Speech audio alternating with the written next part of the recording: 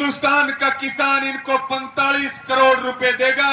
भाजपा वाले अपने बेटों के ऊपर गाड़ियां चढ़वाएं, हम इनको 45।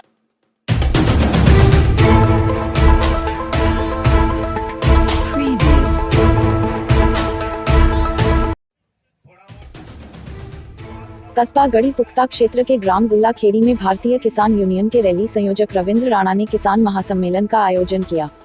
किसान महासम्मेलन कार्यक्रम के मुख्य अतिथि भाकियू राष्ट्रीय अध्यक्ष नरेश टिकैत रहे।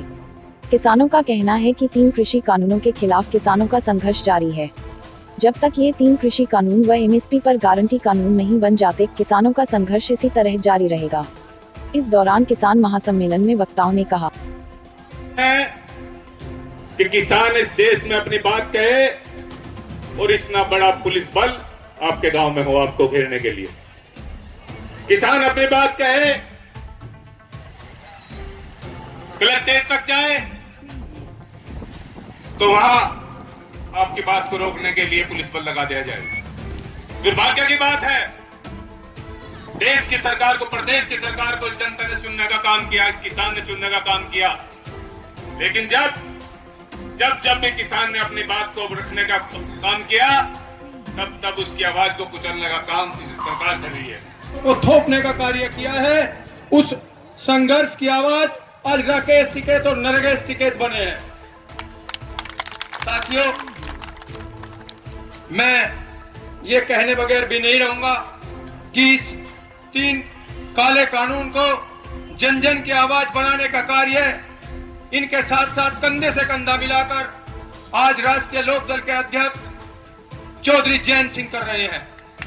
हमारे 700 से ज्यादा किसानों की शहादत हो चुकी है और लखीमपुर खीरी के अंदर जो घटना हुई, लखीमपुर खीरी उत्तर प्रदेश का भाग है और वहां पर 5 किसानों के ऊपर गाड़ियां चढ़ा दी गई। शायद जो किसान थे उस दिन उनके घर में खाना नहीं बना होगा, कोई रोटी नहीं खा पाया होगा। हमें याद आता है कि कैसे अंग्रेज अत्याचार करते थे, कैसे मुगल अत्याचार करते थे, और उसके बाद बीजेपी के लोग कहते हैं कि 45 लाख रुपए दे दिए और हमारा तो समझौता हो गया। राकेश टिकैत जी ने एक बात कही थी, बोला 45 लाख रुपए समझौता नहीं है। अगर तुम 45 लाख को समझौता मानते हो तो अपने खाता नंबर दो, 5 मिनट में तुम्हारे पैसे वापस डाल देंगे, तुम्हारे पैसे वापस भेज देंगे।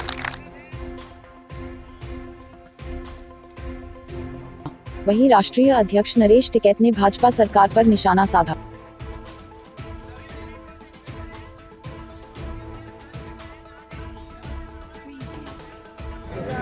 किसानों के बस का तो यही तो है भाई, विरोध जताना है पंचायतों के जरिए से, आंदोलन के जरिए से।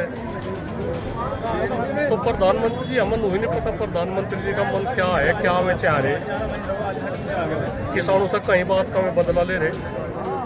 बदला तो हमें लेना चाहता, हमने तो सरकार बना रखी, हमें इसीलिए सरकार बनाई थी हमने, भाई हमें ये दिन देखने को मिलेंगे।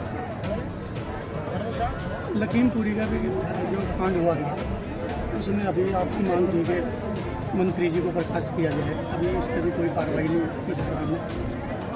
नहीं, एक तो बताओ सर, मंत्री का लड़के ने गाड़ी नहीं चढ़ा रखी, उन्हें सरकार में बनने का हक है, सरकार में रहने का तो हक नहीं। सरकार उन्हें मुकदमा चलाएगा, उसे इनाम दे दो, चाहे उसे प्रधानमंत्री बना दो, पर फिलहाल तो सरकार की तो एक फजियत हो रही, सरकार की थू हो रही, सरकार पर तरह तरह के आरोप लग रहे। तो ऐसा क्यों कर रहे, ये भेदभाव क्यों करे? मोदी जी ने अभी टीम बनाई है सांसदों की, एमएलए की, सब गाँव में जाके पंचायत करेंगे और किसानों को समझाएंगे कि किसान के हित में है सरकार।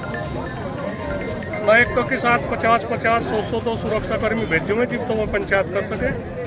गांव में कितना विरोध है, फिर उसका वो मुकदमे करेंगे। हम यहाँ गए, प्रधानमंत्री को हम सलाह दे इस तरह का कदम न उठावे, लोगों में बहुत गुस्सा है, इस तरह का कदम में न उठावे।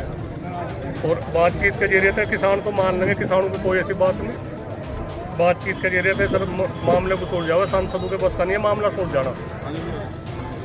आपने कहा था कि नेताओं को, मंत्रियों को कि विधायकों किसी को गांव में घुसने नहीं देंगे। नहीं, हमने घुसने की कभी नहीं कही।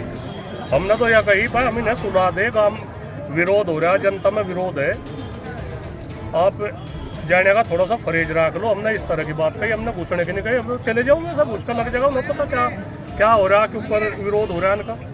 तो किसी के खिलाफ काले झंडे दिखाए जा, विरोध प्रदर्शन हो, नारेबाजी हो, तो वो अच्छी थोड़ा ही लगे।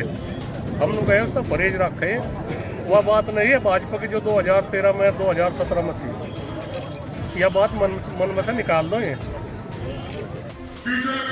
वहीं किसान महासम्मेलन की सूचना पर जनपद शामली एसएसपी ओम प्रकाश सिंह, थानाध्यक्ष गढ़ी पुख्ता महावीर सिंह अलर्ट मोड पर रहे। सुबह से ही सुरक्षा व्यवस्था के मद्देनजर पुलिस मौजूद रहे।